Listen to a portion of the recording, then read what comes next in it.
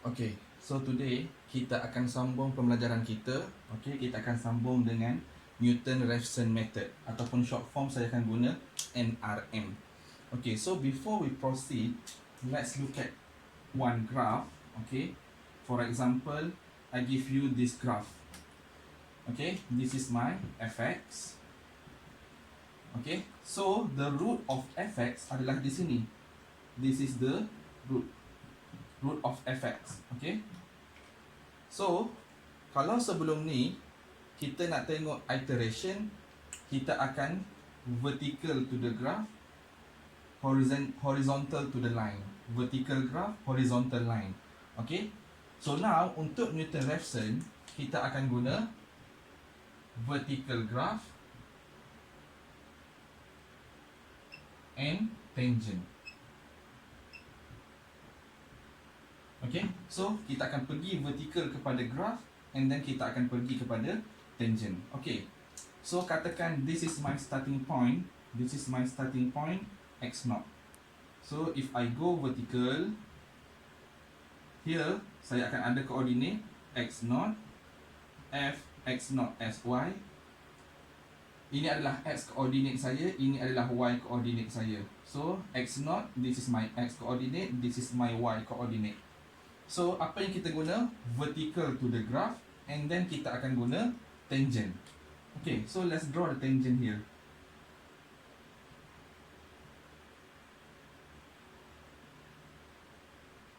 Okay, so tempat yang baru ni saya akan panggil dia sebagai x1. Okay, so daripada x1 ni saya kena naik ke atas. Jadi koordinat dekat sini adalah x1, f, x1. Okay, dan lagi sekali vertical to the graph, tangent. Vertical to the graph and then I will draw a tangent at this point. Dan di sini saya akan panggil sebagai x2. Okay, so start from our initial value, vertical to the graph, tangent, kita akan dapat x1. Okay, daripada x1 pergi ke atas, vertical to the graph and then tangent. Okay, so saya ambil yang pertama. Okay, I take this one. Yang merah ni tangent kan? So bila tangent ini adalah f prime of x, dekat mana? Dekat x0. Tangent gradient adalah f prime, tangent dekat x0. Okay, so kalau saya ambil tangent, formula kita apa? M equals to y1 minus y2 over x1 minus x2.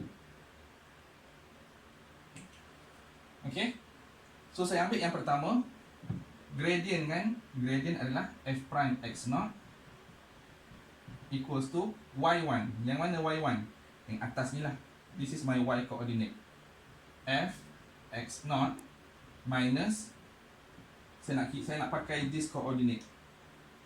Coordinate dekat bawah ni adalah x1 0.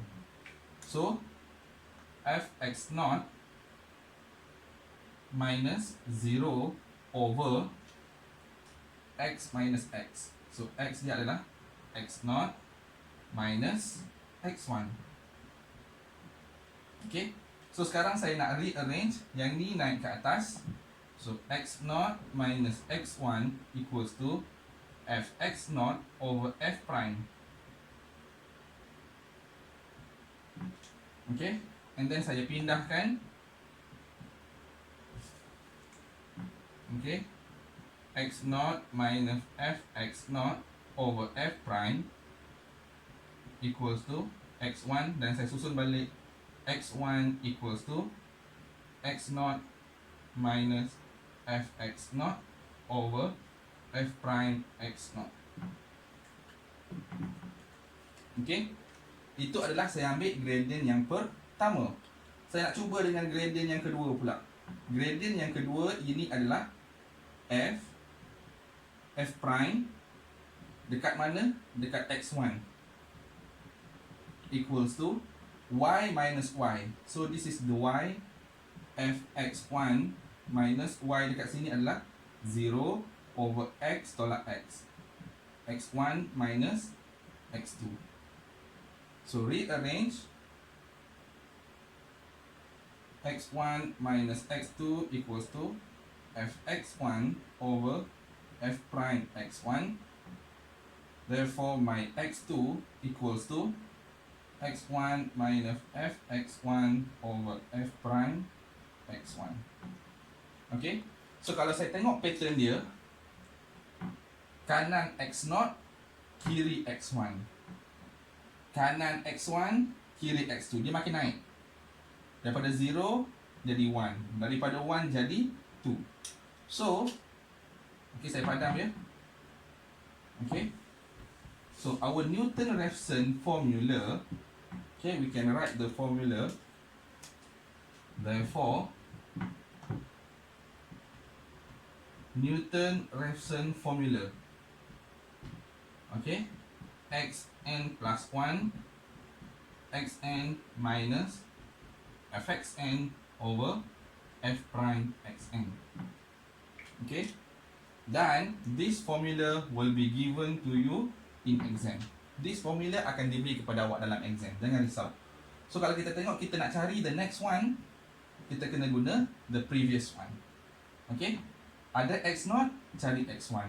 Ada x1, cari x2. Ada x2, cari x3. More or less lebih kurang iteration, except formula untuk this one dah ada yang spesifik. Okay.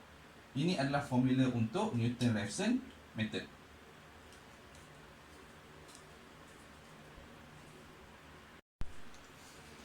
Okay, so now saya akan bagi kepada awak steps macam mana nak carry out Newton-Raphson. Okay, so the steps. Step number 1, okay. Okay, step number 1, you must make sure whatever do you have mesti equal 0. Maksudnya awak kena rearrange your equation so that your right hand side must be 0. Step number 2, you must let fx equals to whatever do you have here. Okay, step number 3, you have to find f prime of x. Okay, dah ada 3 step. And then step number 4, sub into formula.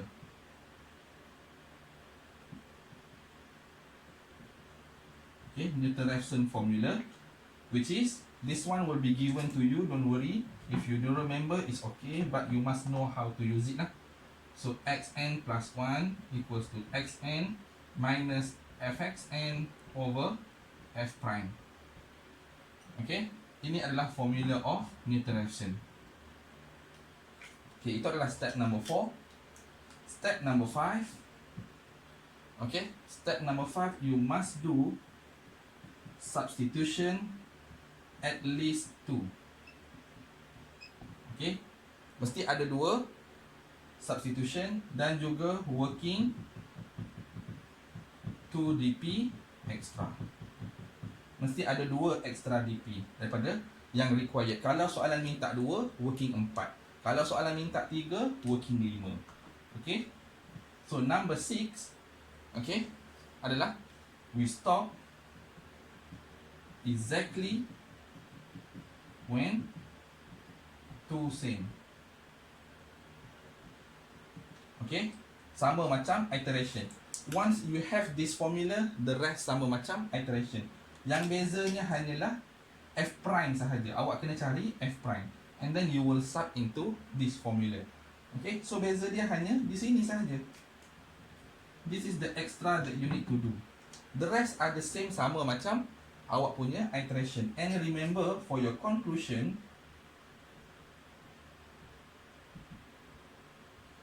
okay, conclusion awak macam biasa kita tulis since xk equals to xk plus 1 equals to whatever, therefore